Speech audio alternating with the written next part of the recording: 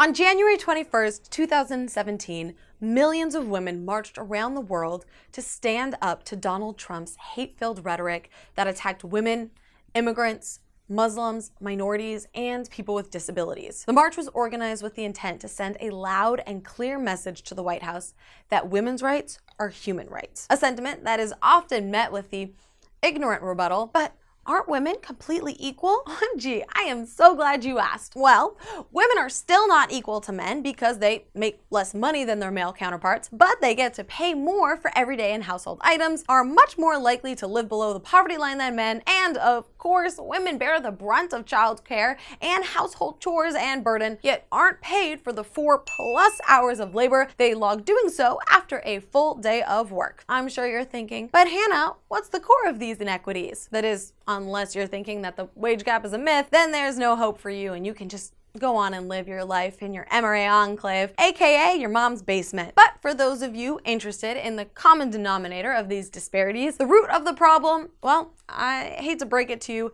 it's a bunch of dudes named Benjamin, Alexander, Andrew, and Abe. Yep.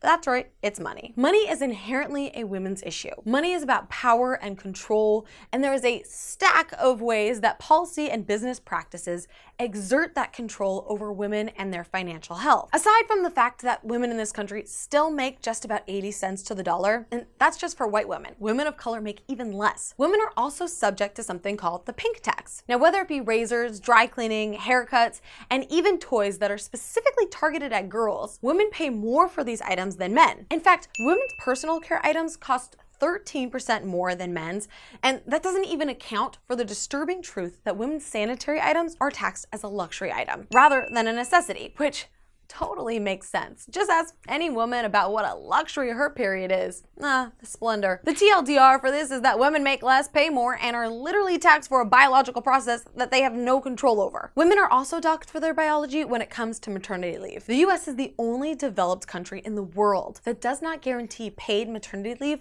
for its workers, not to mention the profound setbacks the current system places on women when they do decide to re-enter the workforce. And if a woman in the US is lucky enough to get a great parental leave package from her company and return to work with little to no repercussions, she is still subject to pay more for her healthcare, lower Social Security and retirement plan accumulations, and less resources to pay off her student loans. But maybe you're not worked up enough over how much money is used to hold women back yet. Maybe you need some story time. So let's say a woman decides to be an entrepreneur. We'll call her Susan. Now, Susan needs to raise a certain amount of the M word to finance her venture. But yet again, Mr. Franklin is gonna hold her back. Women-owned businesses receive just 7% of venture capital investment money, so there's a 93% chance Susan won't get the finances necessary to fund her idea, and she'll be forced to give it up or use her personal finances to invest in her startup, which of course is yet another undue burden placed on all of the Susans of the world. Now, this is an issue of boys club politics,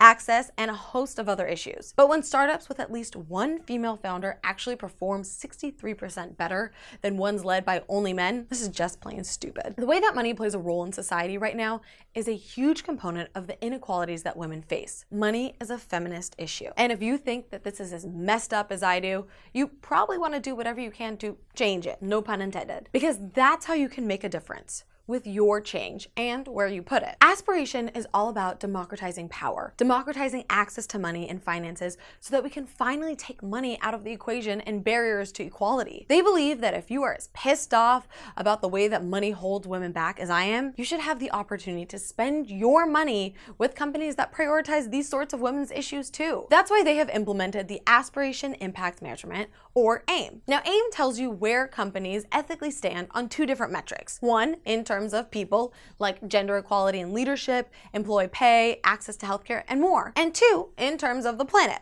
like sustainability, carbon footprint, and other things that we should all care about. AIM lets you take the power back into your hands so that you can invest your money in companies that get you and get what's important. Let's stop letting these antiquated and biased money politics cash in on our equality, and let's aim for a better future together. Thanks for watching TYT, and you can cash me outside at Hannah Cranston.